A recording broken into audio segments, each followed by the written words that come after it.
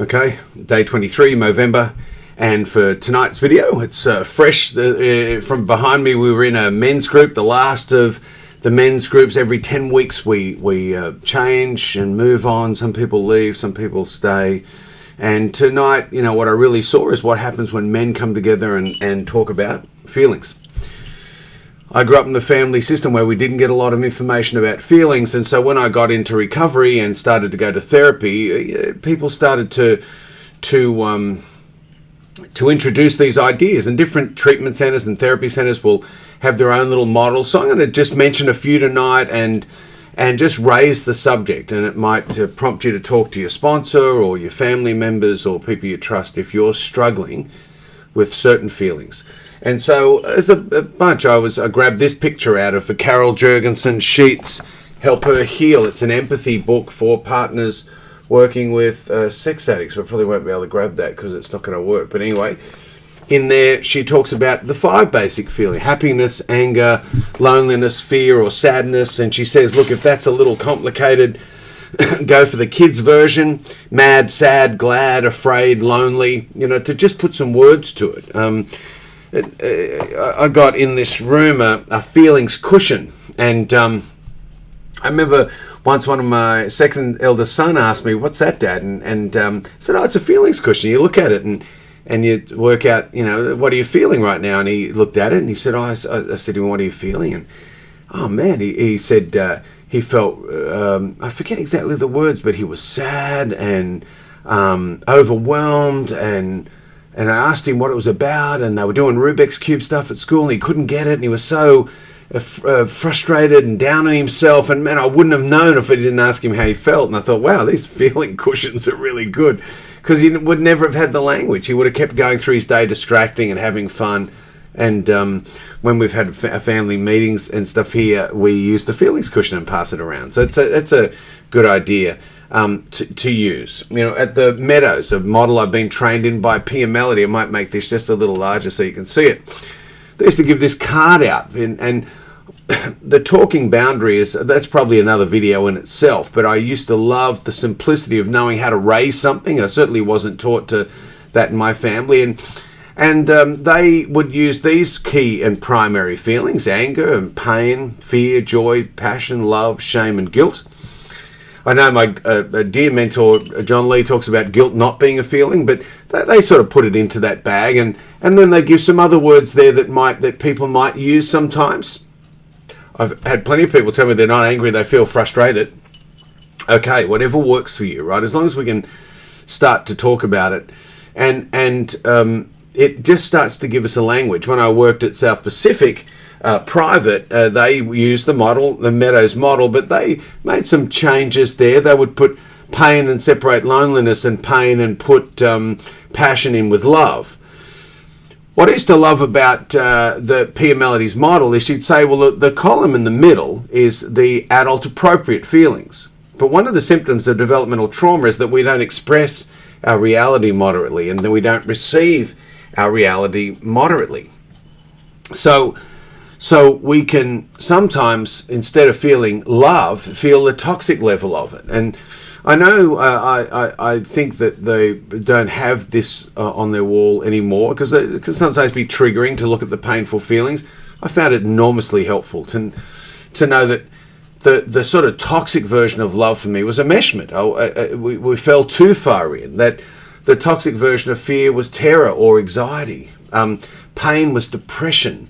Anger was rage. You know, John Lee does some fantastic work on, he's talking on Saturday on the anger solution and facing the fire, about the difference between anger and rage. That loneliness at a toxic level is deep isolation, a deep fear of abandonment. That guilt is immobilizing when we're stuck in it at a toxic level. Joy even, and this was one I always had a little trouble understanding, but if I don't express my reality moderately, I might feel I can't be spontaneous around my joy. It'll be too much for me, too much for others. I might snort when I laugh. I can't risk being unguarded, so we keep it in, and when it finally does come out, it can feel too big and hysterical and overwhelming for self and others, right? Shame's a big one. And that also nearly is another Movember video on its own. Maybe I'll do it. I certainly, if you look up South Pacific Private's YouTube, I do a whole webinar for them on shame. The toxic version of shame is worthlessness. The flip side of this is true too, as we start to get some expertise of dealing through the toxic levels through therapy and our 12-step work, and start to get some mastery of some practice at being in our bodies and feeling and connecting, as that diagram before sort of said, connecting our feelings to the cognitive distortions and old core negative beliefs starts to all make sense, right? So if we start to do that and live from that and offload that and get our needs met, all of a sudden love equals connectedness. That fear gives us wisdom and helps us put boundaries in place for safety. Pain expressed leads to healing. Anger, used appropriately, gives us strength, especially for our personal boundaries. It lets people know that no is no and that yes is yes. It gives us the ability to put that handbrake on and off in our life. If we can tune into being lonely and access it and feel it, and at times either have solitude, reach in, or have that ability to connect with others and say, hey, what are you doing? Let's go to a meeting or a movie or go for a run, or, it just lets us know that in that loneliness, do I need solitude? Do I need connection? And that's its gift. Joy expressed. There's nothing, one of the things you'll hear people say when they make their way to Alcoholics Anonymous or Narcotics Anonymous or one of the 12-step fellowships, people start to really belly laugh again. They go into their bodies. They feel real, genuine joy for the first time and sometimes in a long time. Shame, the gift of healthy shame. And I believe that we need healthy shame. I need to know that I go through the world and I'm fallible, I'm human, I make mistakes. And that in that I can be humble and experience humility.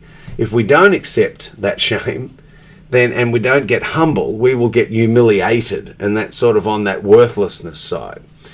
So getting an understanding of this, man, I grew up in the Western Suburbs family. We had rage, we had enmeshment, we had hysteria, we had worthlessness. It was pretty hopeless. Depression. We didn't really have a lot of those healthy adult feelings, and we certainly didn't have the fruits of the gifts of what you need and can really thrive on.